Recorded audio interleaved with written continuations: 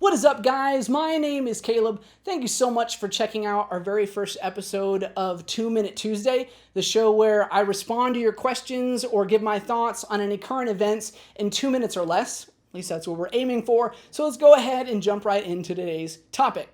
In case you've been living under a rock recently, the entire world is falling apart.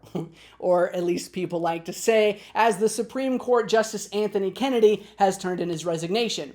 Now, obviously, both the right and the left have a lot of strong opinions about this moment in time. The right is excited because this means that President Trump has the opportunity to put in place a far more conservative judge. The left, on the other hand, is freaking out because they are losing what they believe to be their only moderate or reasonable conservative on the court right now. If you didn't know, Anthony Kennedy had a tendency to kind of do a 50-50 vote. Was he going to be conservative or was he going to be liberal on that day? So any court cases, decisions that have been passed down that are liberal is probably because he voted that way in the last few years.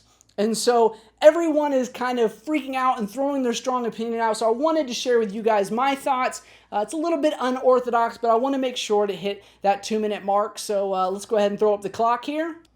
So here are my thoughts, and the fact that I am excited about having a conservative judge, but probably not for the reasons that a lot of other people are. You see, I feel like we lost our way a long time ago about what the Supreme Court is supposed to do.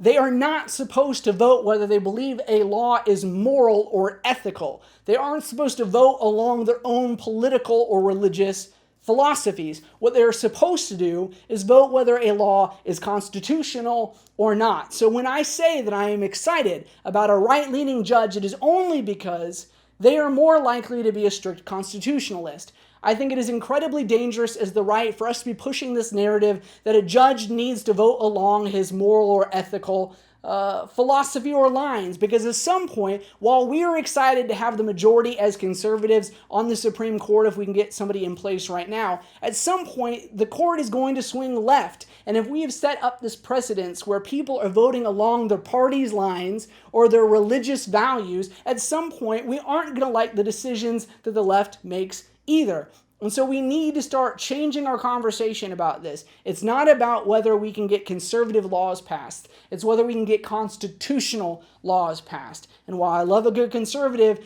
a judge's job is not to vote along conservative lines. Their job is to vote along constitutional lines.